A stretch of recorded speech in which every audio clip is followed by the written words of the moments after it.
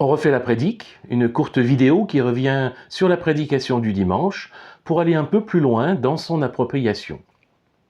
Le texte de l'évangile de dimanche se trouvait dans l'évangile de Luc, au chapitre 21, les versets 5 à 19. C'est un texte qui résonne de manière particulière dans le contexte géopolitique troublé qui est le nôtre, source d'incertitude, d'angoisse.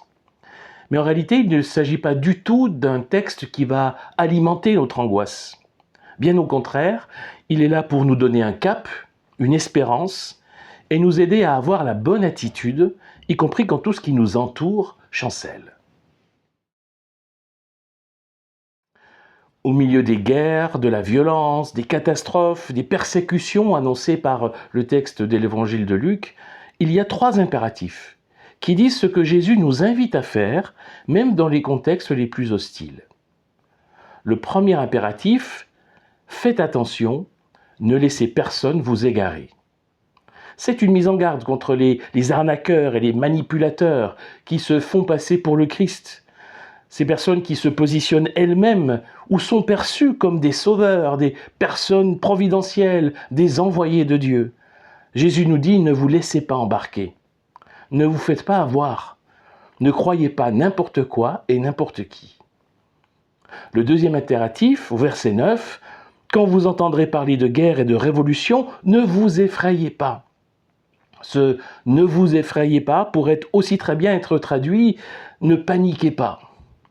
Si notre espérance n'est que dans ce monde, il y a de quoi être inquiet.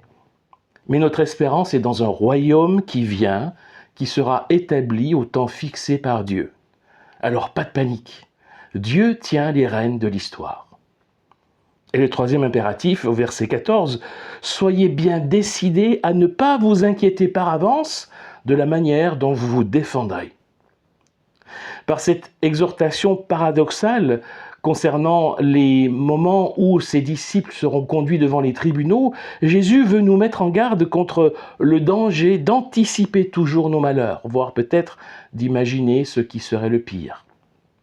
Quel que soit le chaos du monde, quelle que soit l'adversité que nous rencontrons, notre mission n'est pas d'anticiper nos malheurs de demain, mais d'être témoins de Jésus-Christ aujourd'hui.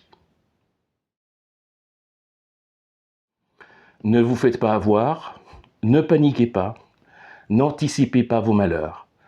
Voilà la meilleure façon de persévérer dans l'attente du royaume qui vient. Alors je ne sais pas par lequel de ces 3 impératifs vous êtes le plus interpellé. Ça dépend forcément du caractère et du vécu de chaque personne. Ça dépend peut-être aussi du contexte ou de la saison de votre vie.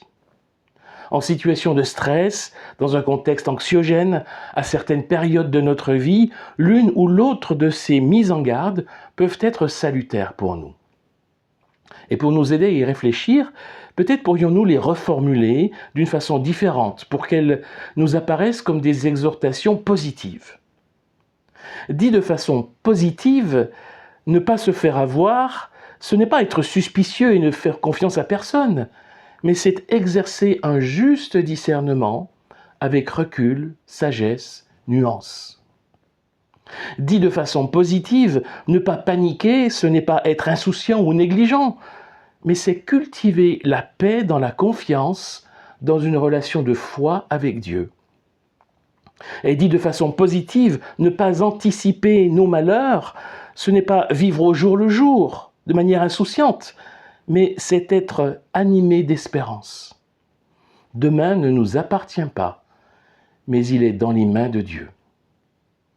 Si vous avez tendance à vous faire avoir, alors demandez à Dieu la sagesse et le discernement. Si vous avez tendance à paniquer, alors demandez à Dieu la paix et la confiance. Si vous avez tendance à anticiper vos malheurs, alors demandez à Dieu de renouveler votre espérance. De cette façon, votre persévérance ne sera pas de l'obstination, mais plutôt de l'endurance dans l'adversité, de la constance dans votre cheminement de foi.